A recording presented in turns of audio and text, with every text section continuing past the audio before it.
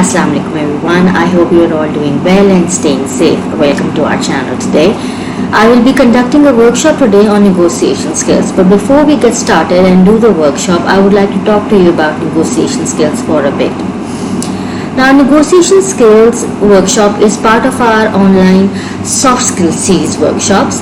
If you have seen the previous workshops in this series, the communication skills workshop, you would understand that communication involves a lot of different skills. Interpersonal skills involve a lot of different activities that you need to master. This includes verbal communication, non-verbal communication, and it also includes active listening, it includes body language, it also includes your gestures, your intonation of your voice modulation, your eye contact, and such other things. Communication skills or interpersonal skills also includes negotiation skills and conflict management skills. As you will see, these are the skills which are going to help you a lot in your personal and professional lives both in the future. Before we start, I would like to identify a few things. If you analyze your own self, you will realize that you do use negotiation skills in your lives already. You use them to talk to your teachers, maybe your colleagues, your friends, your siblings, your parents. Even when you go out to shop, you are actually bargaining and negotiating with different shopkeepers. So you see, you already have some negotiation skills experience, but how to make your negotiation skills so effective that they can help you progress and function in a much more effective manner in your personal and professional lives. These are the things that we are going to look at today. So let's get started. The workshop that we will be conducting today is part of the Capacity Building Workshop Soft Skills series. The topic of the workshop today is negotiation skills. Since this workshop has a lot of content for your help, we have decided to divide this workshop into two different parts. Part 1 of this workshop is going to be shown to you today, and it is going to be about the steps or the skills that you can develop for negotiations and effective negotiations. Part 2 of this workshop is going to talk to you about the preparations that you need to do for the negotiations that you need to conduct for special occasions. Not every negotiation, but for special negotiations where you need to prepare, you can develop a negotiation one sheet.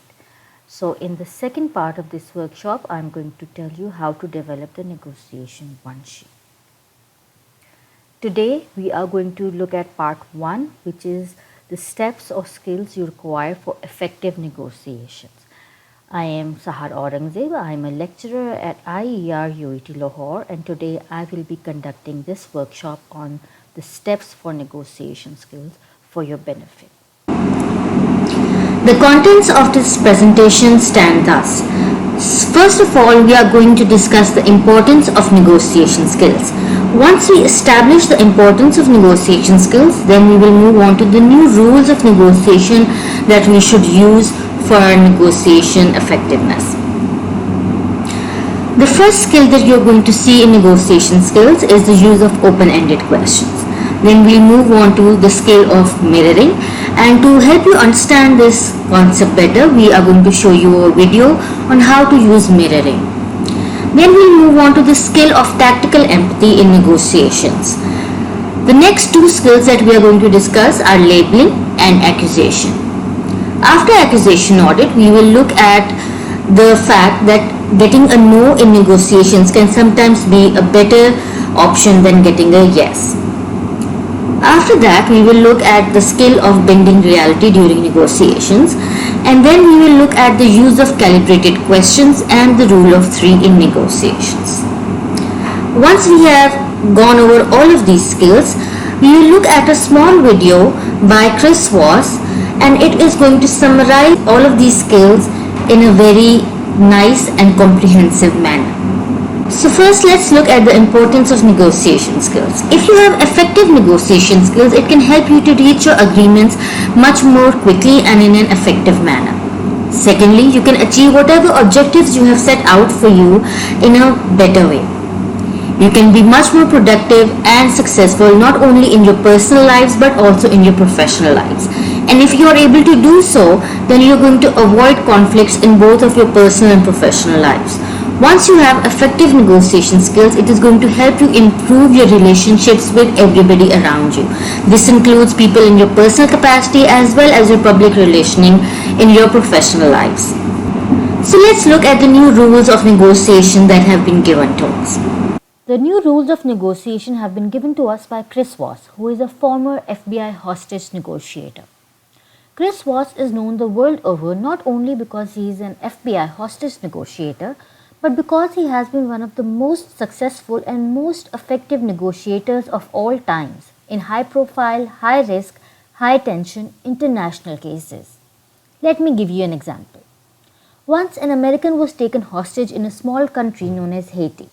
The country is rife with lawlessness and crime was very common. Chris Voss was selected by the American government to negotiate on their behalf to free their citizen. The hostage takers were known to be ruthless, heartless criminals who had no problems killing their hostages if their demands were not met. And they demanded $5 million for the hostage. However, Chris Voss used his effective negotiation skills and was able to free the negotiator, the hostage, without paying even a single dollar to the criminals.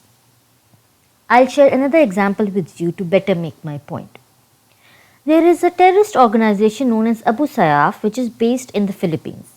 These terrorists once took an American citizen as a hostage and demanded millions of dollars to release him.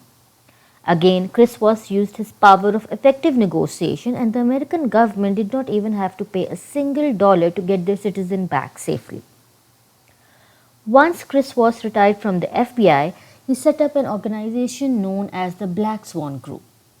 This organization has expertise in high-profile, high-stakes negotiations and trains people around the world to become effective negotiators in the corporate world as well as their personal lives.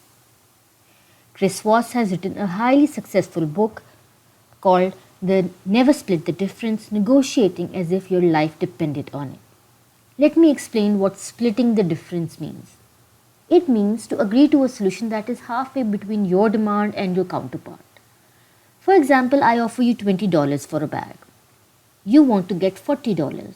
So there is a difference of $20 between what you want and what I want to give. So the solution would be to give you $30. I have increased my value by $10 and you have decreased your demand by $10 too.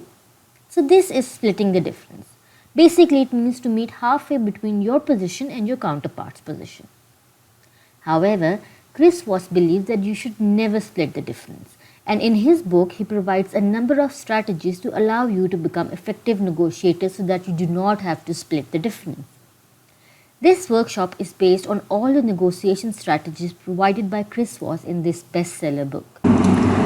Traditionally, negotiations were assumed to be very logical conversations. All negotiators were told and trained to separate their emotions from the person as well as to separate the emotions of the person they were dealing with across the table or their counterpart who they were negotiating with. However, Chris Voss says that all such rules are old and outdated. Chris Voss believes that we need to understand emotions and to use them in our negotiations. When we talk about understanding emotions, we are not talking about our own personal emotions. What is much more imperative or important or more practical is to try and understand the emotions of your counterpart, the person you are negotiating with.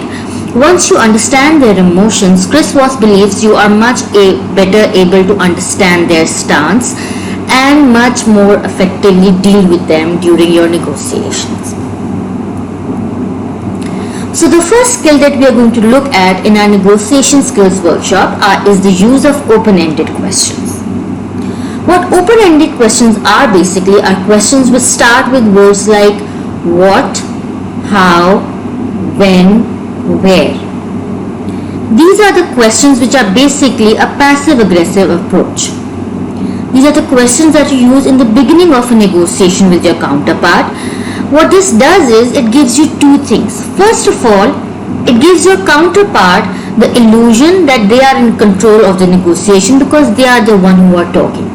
However, it is you who has asked the question and initiated the negotiation. So it is actually you who are in command or in control. Secondly, what this does is, when you ask a question which is an open-ended question, your counterpart is going to explain things or give you information in detail. While you are gathering information during this answer, you are also buying time to understand and judge and observe your counterpart during the negotiation. Open-ended questions have another fine factor that is sometimes undetected. They are actually a very good way of getting your counterpart to negotiate with himself. This is where your counterpart feels dishonest and unfair. If your counterpart gives you an offer which you feel is not enough for you or is unfair for you, and you say, how can I do that? How do you think I can handle that? When you see something like that, it is an open-ended question, and it makes your counterpart feel as if they have been unfair with you and they have been too overly strict. They get defensive, and what this does is they start negotiating with themselves and they solve your problems without you outright asking them for a favor or for a solution. What that does is, it makes your counterpart feel tired, feel defensive, feel unfair, and they finally wear out and give in to your demands without actually realizing that that is what they have done. Now let's look at the skill of mirroring. This is a very important and very interesting skill if you can master it during your negotiations. Mirroring is also known as isopraxism, which is the process of connecting with the other person in the conversation.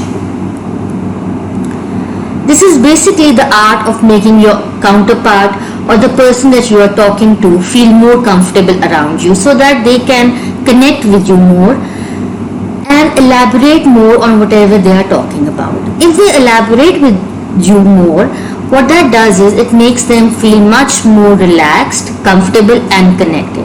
So you see, this is a cyclic process. So the more that you make your counterpart feel comfortable, the more they are going to feel connected to you and the more information they are going to provide you. When they feel more connected to you, they will feel more comfortable, and this cycle is going to then continue for your benefit.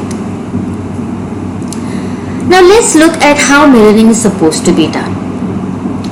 The first step in mirroring is the use of the late night FM DJ voice. Now let me first explain what an FM DJ is. I hope you all know that there are radios, and radios have different shows or programs on them. The people who host these shows are known as DJs or RJs, or an FM DJ. Now an FM DJ is somebody who is going to play songs for you on their FM radio.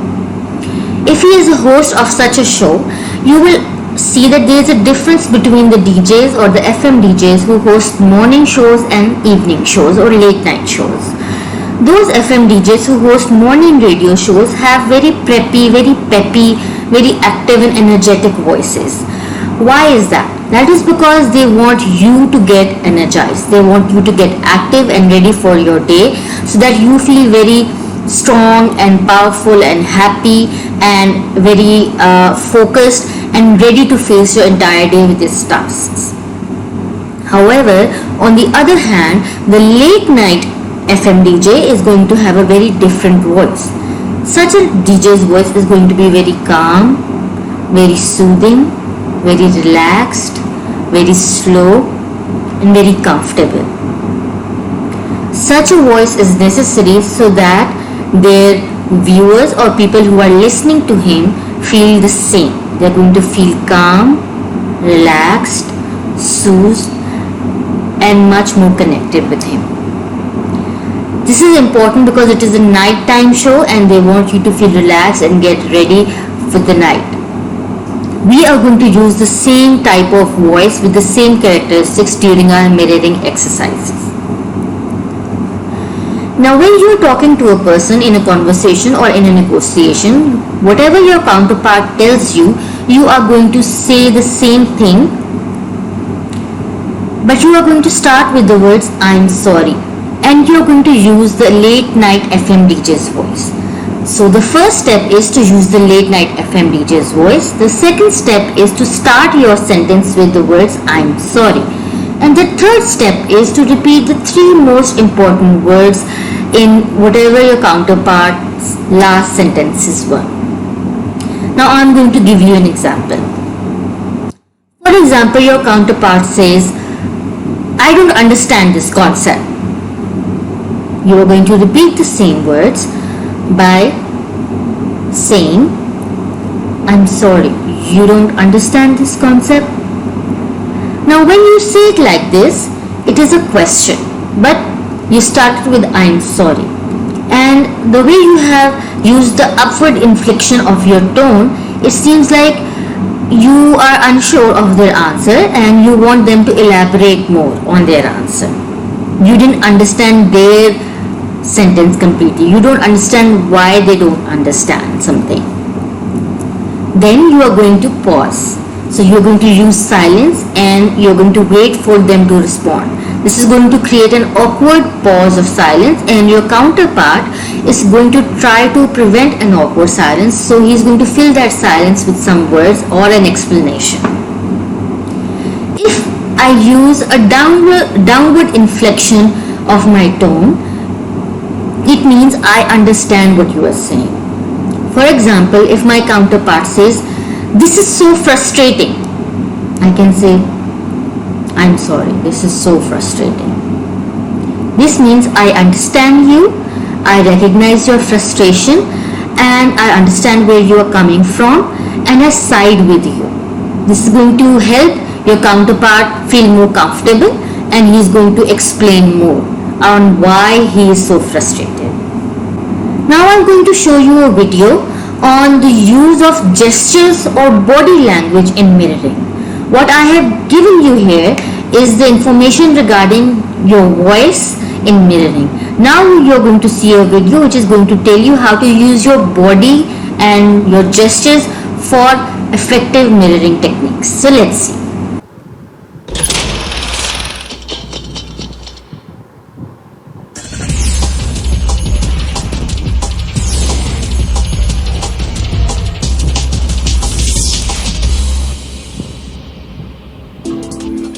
Have you ever come across two people sitting together, exhibiting the same physical posture, deeply engrossed in conversation? You don't have to overhear what they're saying to know that they're in total rapport. I'm Carol Kinsey Goman, author of The Nonverbal Advantage, and I'm talking about mirroring. When a colleague mirrors your body language, it's his way of nonverbally saying that he likes or agrees with you. When done with intent, mirroring can be an important part of developing business relationships and building rapport. Here's how it works. Mirroring starts by observing a person's body posture, then subtly letting your body reflect her position. If her hand or arm is on the table, wait 4 or 5 seconds, then place your hand or arm there too. If she smiles or leans forward, you do the same. You can adjust your vocal tone, volume, or rate of speech to be more like the other person's. When a person is closed off or resistant, the easiest way to increase her comfort level is to use mirroring. Just be careful not to mirror highly negative postures such as both arms and legs crossed or an upper body that's turned away.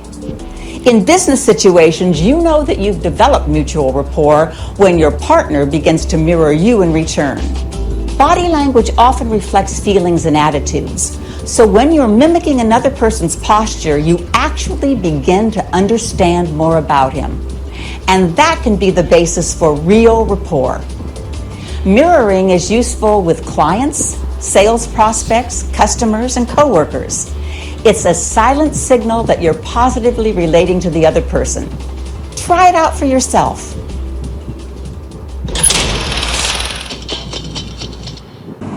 So let's look at the skill of tactical empathy now. What is tactical empathy? Tactical empathy is when you try to learn the other person's position and why their position or stance makes sense to them.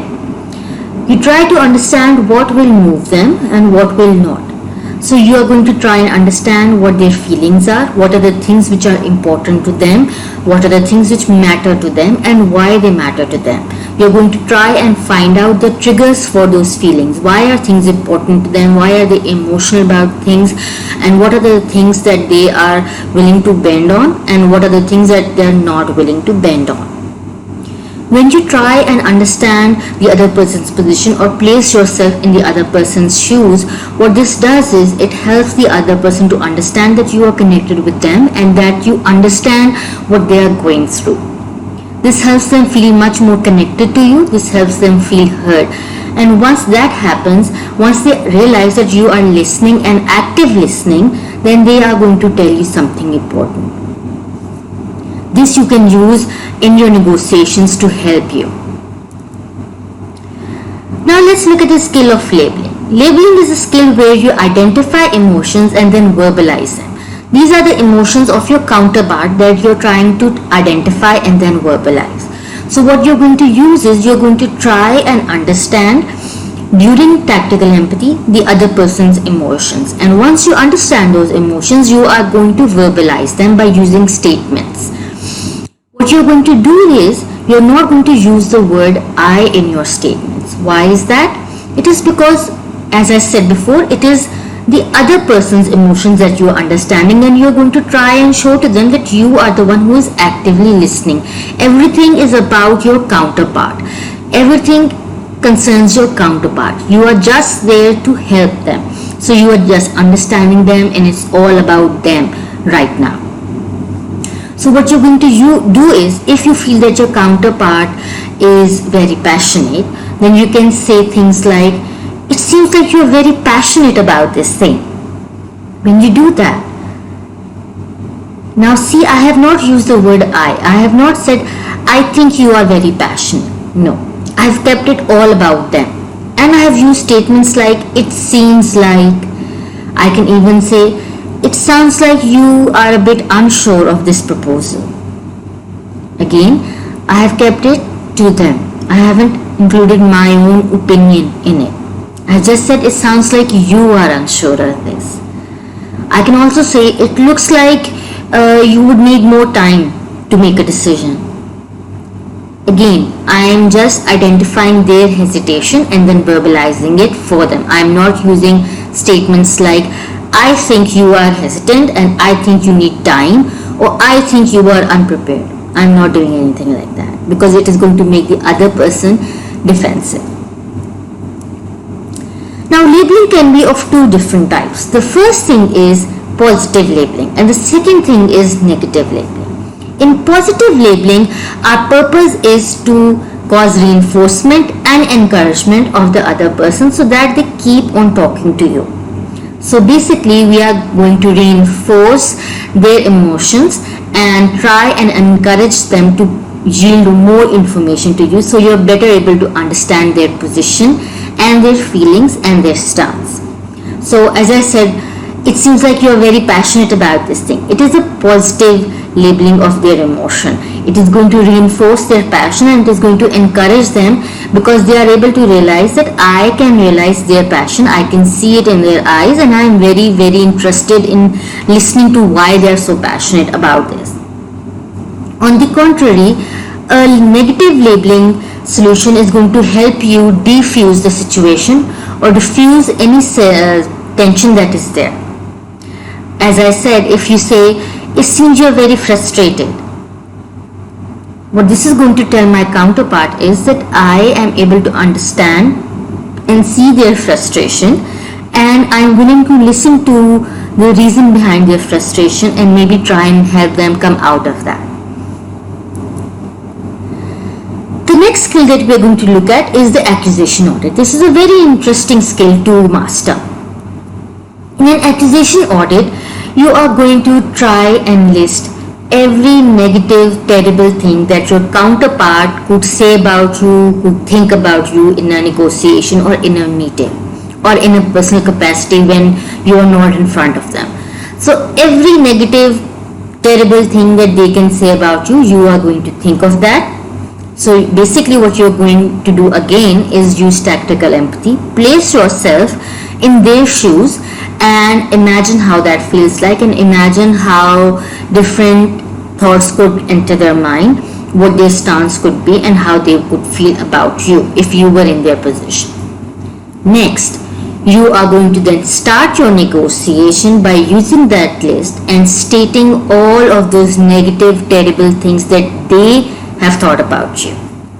So you're going to start your negotiation by the sentence, "You might think that I am," and then you're going to put in the negative or terrible thing that they could have thought about you.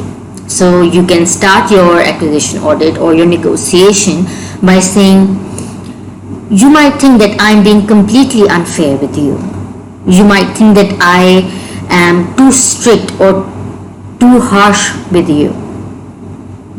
You might think that our company wants to take away all of the profits and leave you with nothing. You might feel that we are being unfair or judgmental with you." Things like that are going to keep your counterpart on a back foot and make them defensive. And they are going to then try and be more appeasing, be more helpful, and be more flexible in their negotiations so that you don't feel so bad about whatever they might have thought about you. So basically, this is sort of guilt tripping your counterpart as well. Now in negotiations, basically the objective is to achieve all of your demands or requirements as soon as possible, as well as you like. So basically you want to go and lay out all your demands and you want to hear your counterpart say yes to all of your requests, right? However, sometimes getting a yes in the answer is not a good thing. Sometimes getting a no as an answer is a better option than getting a yes. Let me explain why. A yes can be different things. A yes can be a counterfeit yes. Now a counterfeit yes is when your counterpart does not necessarily mean yes. They just want you to go away. They just want you to not waste their time, and they don't want to deal with you at the time. So they'll just simply say, "Oh yes, that's a very good idea. I'll do that for sure." But that doesn't mean anything. They don't mean a yes. They don't want to do what you're saying, and they do not have any intention of following through at all. This is a counterfeit yes. The next yes that you can get is a confirmation yes. A confirmation yes is slightly different from a counterfeit yes in the way that the intention is a yes, but there is no follow through again. So when you state out a proposal, your counterpart is going to be interested in that, and they are going to say, "Oh yes, this is a very good idea. I'd like to do that. I would like to do that. I want to do it. And yes, we should definitely do this." But then time goes by, you forget about it, or they forget about it, or something else comes up, and this proposal that you had just falls through. So basically, a confirmation yes had the intention, but it did not follow through. The last yes that you can get is a commitment yes.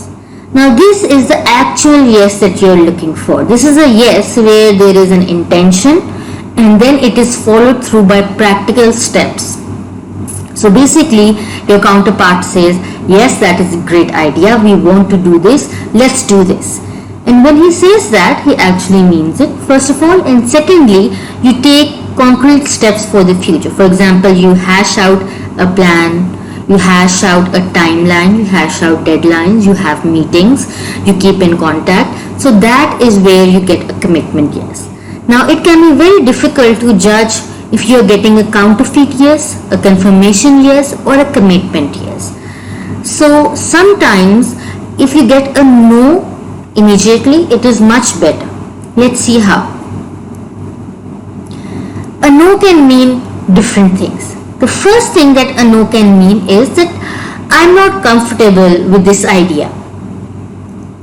Basically, your counterpart is telling you that I don't know, I'm not sure if I can make this decision right now, if I like this or not.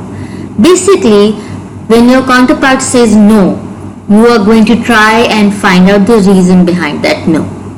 If your counterpart's no means I'm not comfortable, if you say what is it that doesn't work for you, and he says I'm just not comfortable with this, I'm not sure yet. So basically you realize that your counterpart needs more convincing. So you can try different techniques to try and convince them more. If your counterpart says no and you ask the reason for that and you find out that he says I'm not ready to agree yet, basically that means he needs some more information to make an informed decision, or he might not have the finances yet to make a decision. You have to find out the reason why he's not ready to agree yet, and then you can help support or help find out a solution for that. For example, if your counterpart says no and he says, well, why do you think this is not going to work, or why are you not interested, and he says I can't afford this proposal, I can't afford whatever you're offering. If you understand that, then you can solve that problem for your counterpart by offering maybe installments, maybe a payment plan, or maybe a loan option. So something that you can solve their problem with, so that their no can then turn into a final commitment yes. Maybe your counterpart means I don't want this, I don't like this proposal. For example, if you are working in a consultancy, which is a construction consultancy, or maybe a company which constructs commercial buildings, and you take a housing project for them, then your boss might say that I'm not interested in this, I want something else, I want a design or a plan for a commercial building. So if you understand that, then what you can do is you can either bring him a plan for a commercial building or try to convince him to invest in your housing scheme as well. So if you understand what his problem is, then you can try to solve it in multiple ways. A no from your counterpart can also mean that I want to discuss this with someone else first. It might mean that I need some expert's opinion. It might mean I need to talk to my legal team first. It might mean I need to talk to my planning team first. It might also mean that I cannot make a decision. It is in my boss's hands. So I need to talk to them and convince them first. If you try and understand what the problem is or who they want to discuss with first, you can either provide them with different experts links and say, we got this project vetted from this expert, so you can contact them and they'll be able to satisfy all your queries. Or you can say, okay, if you want to talk to your boss first, and I can go meet your boss and we both can convince him together if you like.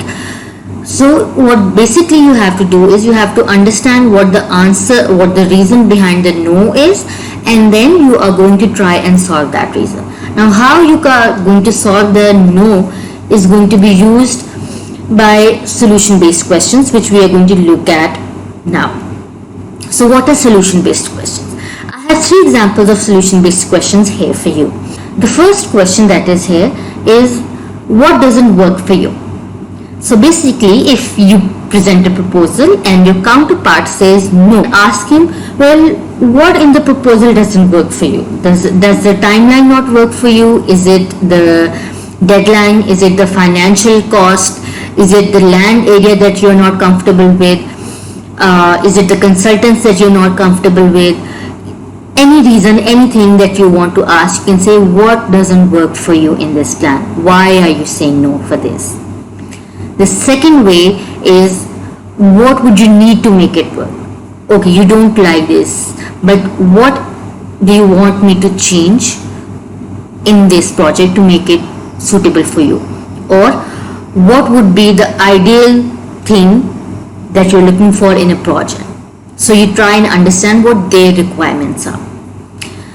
When you have a project and your partner says yes, but then he's not following through, so you feel a bit unsure whether it was a confirmation yes that you got or a commitment yes, you can try and follow up. And when you follow up by an email, you can ask them, well, we had a meeting on this project and you were very passionate and concerned and you were very interested, but we haven't had much of headway in this project. So it has led us to believe or feel or think that, have you given up on this project? Now this question has a similar impact like your previous skills. It is going to put your counterpart in a defensive position. If they were really interested, they are going to feel bad and they're going to feel defensive and they are going to feel guilty, and they're going to try and convince you on the fact that they have not given up on this project. If they are facing some problems, they might actually tell you those problems while trying to defend themselves. So when they tell you their problem, if they say, oh, we just ran into some financial problems or some financial issues, there are some financial concerns, so you can say, okay, let's talk about those financial concerns then. So what you're basically doing is, again, you have pushed them from a confirmation yes to a commitment yes, and you are trying to resolve their problems and trying to make them feel like you are there for them. Now, the skill of bending reality. Bending reality is a very interesting skill if you can master it during your negotiations. It can actually change the direction of negotiation very quickly and change the balance of power in the negotiation too. Now basically the first thing that you do when you're trying to bend reality is, sometimes when you are negotiating with the other person knows that you are on the losing end. You can lose, they don't have anything to lose at all. What you have to do is try and persuade them or make them realize that they are the ones who are going to lose if this negotiation does not succeed. So let me give you a very small, minute example that I have made up. Now you're all students and you're all going to step into your professional lives very soon, and when you do so, you're going to be in the job market looking for a job. Hopefully you will be negotiating for your salaries for your new jobs, and once in your jobs, when you have a few years of experience, you are going to be looking for promotions and new positions and increments and incentives. So you're going to be negotiating for all of those things with your bosses. Now for example, you work in a big working area in your office and it's an open working space, and you have gone to your boss and asked him to provide you with a separate cabin. Now obviously if your boss doesn't agree to this, it is your demand, he has nothing to lose in this, but you can show your boss that he is the one who is going to lose ultimately if you do not get a personal cabin. How do you do that? You can tell your boss that in your working area there is a lot of noise, there's a lot of distraction, there are a lot of people who are coming and going, a lot of machinery, things that you are sharing with other people, and what that does is it causes you to lose focus, it causes you to lose attention. Because of all those distractions, it takes you more time to accomplish your tasks which have been given to you by your boss, which means you take more time, which means that you have less productivity. Now you are going to try and convince your boss that if you are given a separate cabin, it is going to increase your focus, it is going to remove all the distractions, you are going to be much more attentive and much more relaxed, and all of your focus and attention is going to be towards the work or the tasks that have been set out for you by your boss, which means you're going to take less time to accomplish those tasks and your productivity is going to be more. For example, if you did 5 tasks every day, now you might be able to accomplish 8 tasks per day because you're more focused and taking less time due to less distractions. This is going to make your boss realize that he is the one who is going to win by giving you a cabin, and he is the one who is going to lose if he does not give you a cabin. So you're going to persuade your boss that he is the one who loses, whereas it might be your choice, your need that you want a cabin. During your negotiations, never go first. Always let the other guy start with his offer. For example, you're going to go for a job and your counterpart asks you what are the incentives that you're looking for or what salary are you looking for. It is better not to give a specific value, and it is better to let your counterpart give you an offer first. The reason is you might be willing to start on 60,000 rupees, for example, and your counterpart might be willing to offer you 80,000 anyways. So if you say, oh, I'm not going to work for anything less than 60,000, your counterpart is going to be very happy because he was going to offer you 80,000 and now you have lost 20,000 rupees. So never say your requirement first, let the other guy start first to see where they stand. Once they give their value and ask you to counter suggest a value or counter offer, always give a range, never a specific value. So you're going to say, well, I was looking for around, let's say, 60 to 80,000 rupees.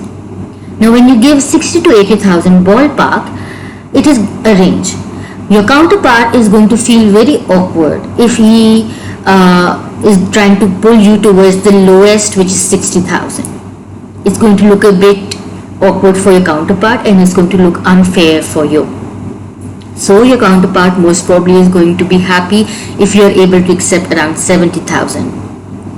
On the other hand, if you say, oh, I was willing to start from 40 to 60,000, now that is not a good range to start. Why? Because 60,000 is the upper limit that you have given them. They are not going to give you 60,000 anyways.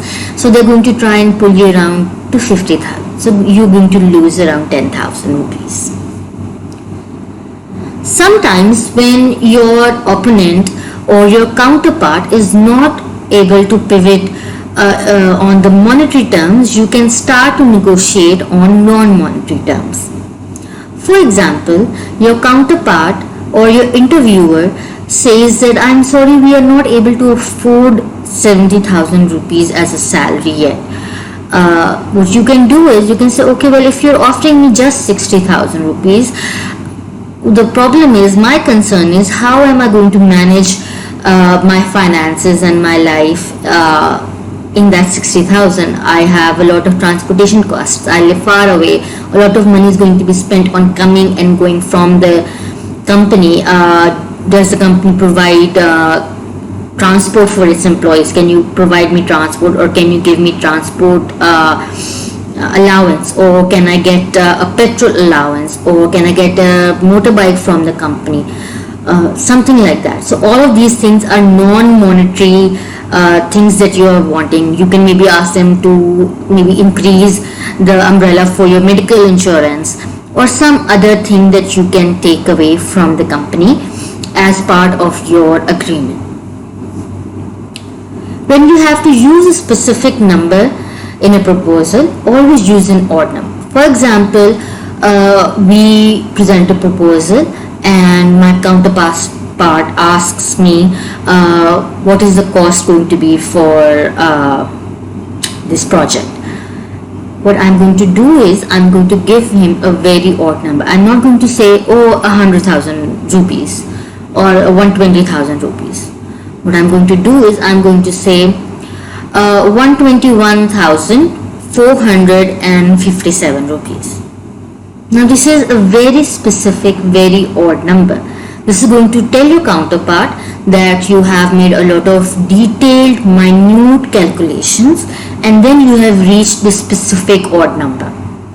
It is also going to make them feel that you have put in a lot of effort, and secondly, there is very little chance of maneuvering because every minute thing has been calculated so effectively. So they are most probably going to agree to it, or maybe just try and round it off, not more than that. Before I move on to the next skill, the thing that you need to understand most is that you have to use the concept of fairness again and again in your negotiations. Every time you tell your counterpart that I'm just trying to get what is fair for me, I'm just trying to get a fair price for this, you're going to tell your counterpart that he is being unfair or he is in danger of becoming unfair with you. And this is again going to put your counterpart in a defensive position and make him feel a bit guilty about his stance. So he is going to negotiate with himself and he is going to maybe give you a better offer. Now let's look at the use of calibrated questions. Calibrated questions are very specific for very specific things. So these are different from open-ended questions. Now a calibrated question can be, what is it that has brought us to this situation? Now you're going to actually specifically ask them what the problem was, what the thing was that has brought you and your counterpart to a negotiating table, what the problem is, what is the bone of contention. You have to try and identify that. So you're basically hitting the nail right on the head. You're being very straightforward and you want to know what their stance is. Then you can ask them, what are we trying to accomplish here? So basically what you're asking your counterpart is, what is the objective of this negotiation for you? What do you want me to do today for you? Then you can ask them, how would you like me to proceed? So basically you are asking them what the next step is going to be. This is a very specific question. They're going to tell you what they are thinking the next steps should be, and then you can hold them to that in a future meeting by saying that these are the things that you identified that you wanted me to work on, and these are the things that I have worked on, and these are here in front of you now. You can also ask your counterpart, what about this project is important to you? Once you understand what is important for them, you are able to understand that the other things or the other details are not as important to your counterpart, and so they are more flexible on that. Secondly, when you understand what is the thing that is most important to your counterpart, you are going to try and understand what the feeling behind that is. Why is it important to them? If you understand that, then you are going to be a good negotiator. You can also help your counterpart by asking, how can I help make this better? So what you're going to do is, you're going to basically ask your counterpart and say, we have a problem. I'm willing to work to resolve it. So what do you think we should do? This shows your counterpart that you are interested, that you have a positive influence, and you are willing to collaborate with them. The last thing is, how can we solve this problem? Again, you always should remember that this question is important because it has the word we in it. It doesn't say how can you solve the problem or how are you going to solve it. No, it says how can we solve this problem. Again, it uses the tactic of telling them that we are both in this together. I am there with you to help you. I'm not your enemy. I'm here to resolve this thing with you. I'm in the same boat as you. Now let's look at the rule of 3. The rule of 3 is very important when after your negotiations you have now found a yes as the answer from your counterpart. Now, as I said before, you can have 3 different types of yeses. If you get a no, you use solution-based questions, you use calibrated questions, you use all your negotiation skills to bring them to the table and then turn that no into a yes. But once you finally get a yes, you have to make sure that this is a commitment yes and not just a counterfeit yes or a confirmation yes. Let's look at how to do that. First of all, you have to get your counterpart to an agreement. When their no turns to a yes, this is the first step that you have achieved. Now you have to see if their yes is a counterfeit yes or a commitment yes. So you're going to use summarization. What you're going to do is you're going to say, okay, so basically I wanted these things and you have agreed to give me this proposal or this project.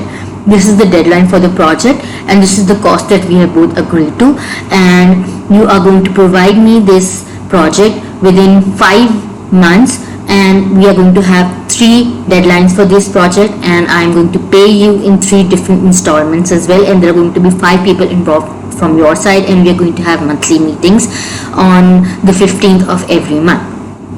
And when your counterpart says yes, exactly, now that is a confirmation that yes, I agree to this and I agree to all of the follow-up things that you have just summarized. Again, you are not using I. You have used things like you have said these things, you agree to this, you want this done and you are going to agree to us having a meeting. So basically you are going to summarize everything and get them to agree again to everything. This confirms it in your mind as well as your counterpart. Then you are going to ask a calibrated question. A calibrated question like, how do we proceed from now? Or a question like, what do you want me to do next for this? What is the next step going to be? When is the next meeting going to be?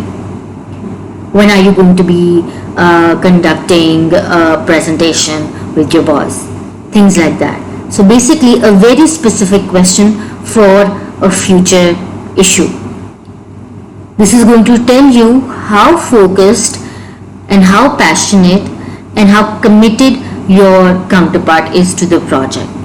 If he has a specific answer and he has a specific objective, he has an aim, he has some focus for the future, then that means that he is actually committed to this project or proposal or whatever agreement that you have just come to. So congratulations, your negotiations have been successful and you have achieved a commitment, yes, from your counterpart.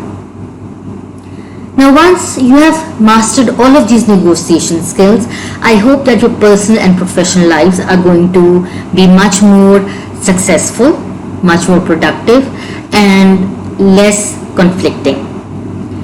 Before we end this presentation and workshop, I'm going to show you a video by Chris Voss himself. This video is going to summarize this entire workshop in a very comprehensive manner for you. So let's see.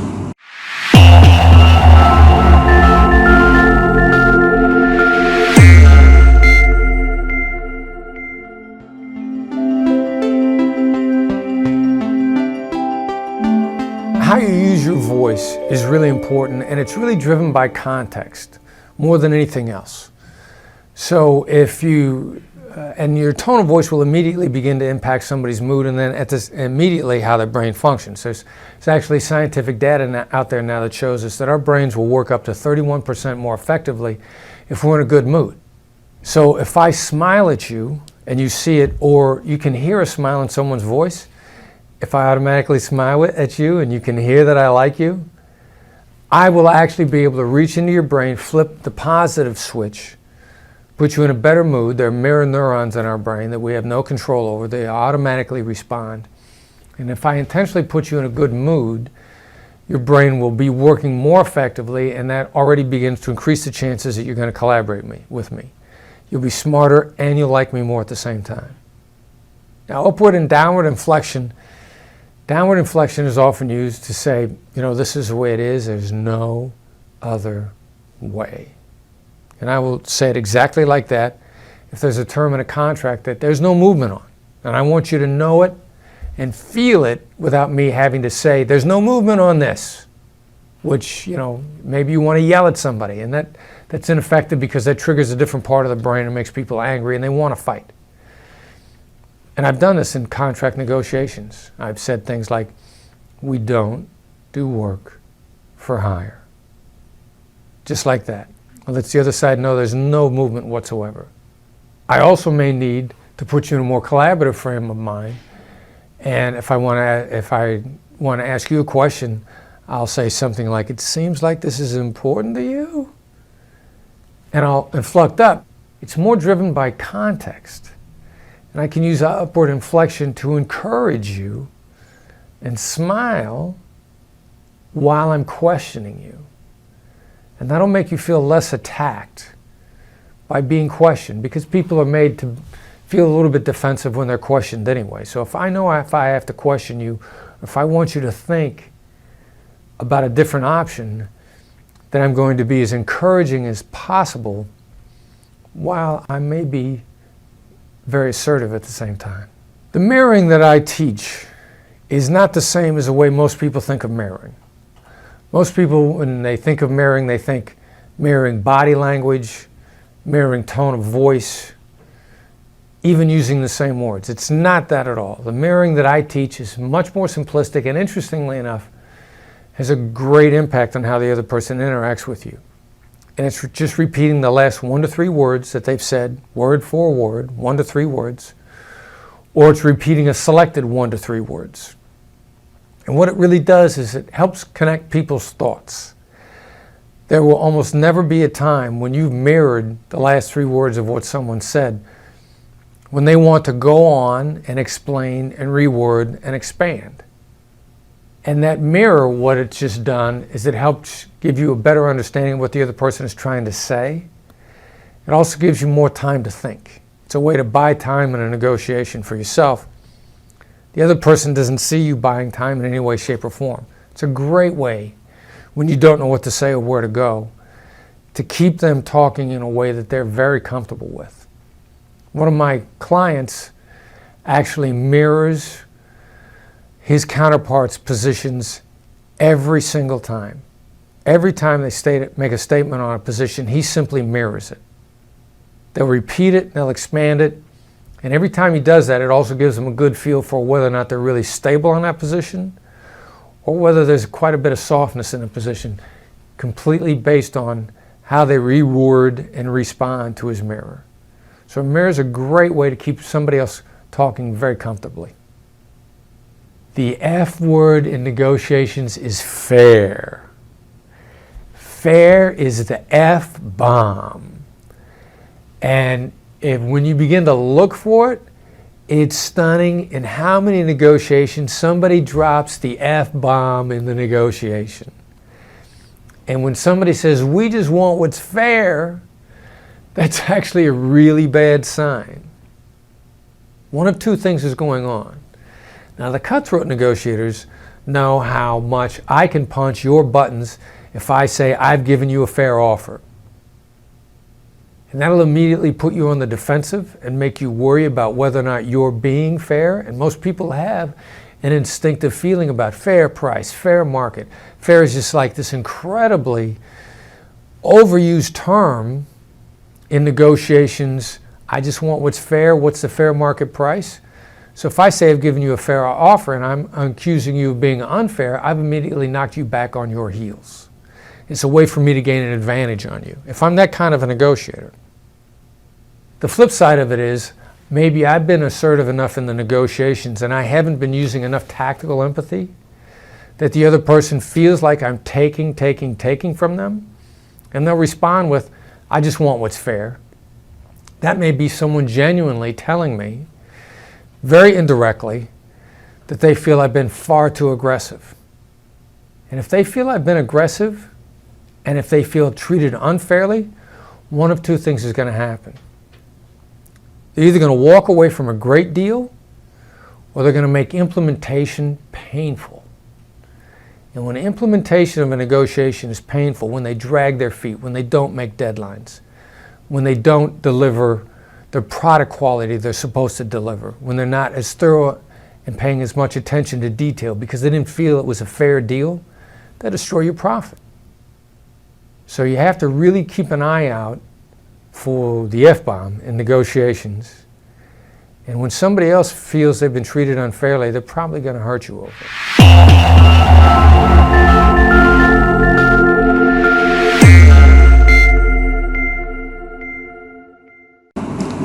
Thank you so much for a great workshop. I hope you all enjoyed it. This is going to be a very long workshop if I discuss all of the skills or steps that you need to take to become an effective negotiator.